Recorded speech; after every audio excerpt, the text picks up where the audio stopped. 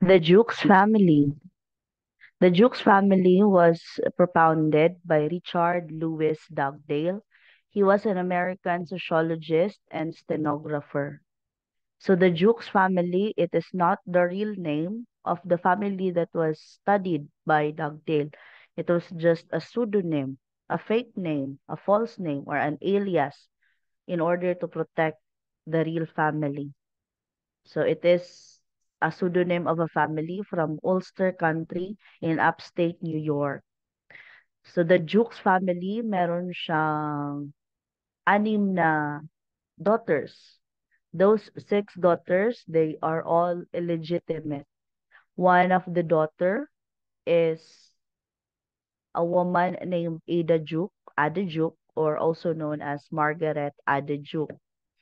So si Margaret Ada Duke, napag-alaman ni Dugdale na nagkaroon siya ng 1,200 descendants. Ibig sabihin, mga apo, mga anak, apo sa tuhod, nanggaling kay Ada Duke lahat, yung 1,200 na yun. The 1,200 descendants was produced in a span of 75 years. And under those 1,200, it was known that 1,000 of it were considered delinquents. Ayan.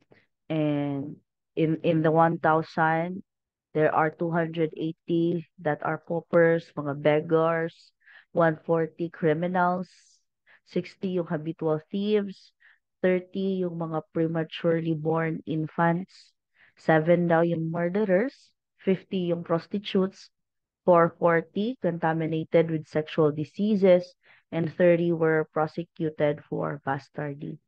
So if you total them all, I don't think it is amounted to 1,000, but it is just a, kumbaga, estimated. So dahil sa most of it, sa dami ba naman ng nanggaling na delinquents kay Ada Duke, kaya siya nabigyan ng titulong The Mother of Criminals. So in America, they believed that kung hindi pa sana nag-propagate or hindi dumami yung descendants ni Ada Duke, edi sana their community is better. Parang bine-blame nila si Margaret Atwood with the criminality in their society.